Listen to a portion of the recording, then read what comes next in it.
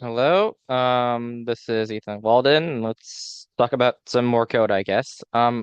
So I largely was just working on the constructor for the bullet class I have been making in this tank simulation.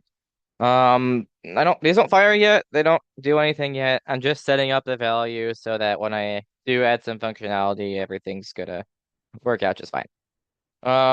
So this stuff is either I already talked about it or it's book code. So let's start up here. Um, so I first I was getting the R, G, and B values from the tank to feed into here. These R, G, and B parameters inside of the bullet class.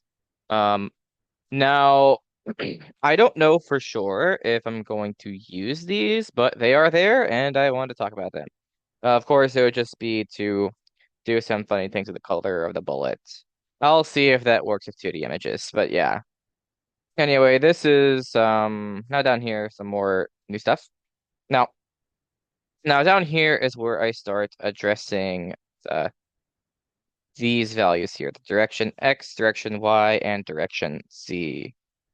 Um, Now these are a little tricky because we need to find out like what direction the bullet is going to be shot in, dependent on like what is the picture goal of the tank and what angle do we have the tank and the little turret at.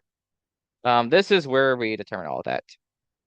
Now, we can't just get these values from some field in the tank class. We actually need to calculate it. And I decided to do this by simulating the rotations that actually happen on a tank in this vector here. That will help me determine what direction the bullet is going to be shot in, and therefore what the X, Y, and Z components of the direction are going to be. So we're working with these values here, the pitch and roll times 10, and which are both used inside of the tank class to determine the tank's rotation as far as it can be seen inside of the simulation. And I also am getting this combines turret angle, which I showed off earlier. It's just the angle value of the tank plus the angle value of the turret, and and that's the angle that the turret is at.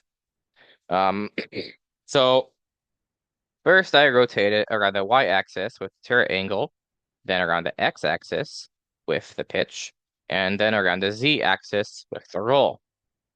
I normalize the vector so it's just the direction vector, and then I assign the values at 0, 1, and 2 respectively to the x, y, and z components. Besides that, I was also calculating the initial position of the bullet.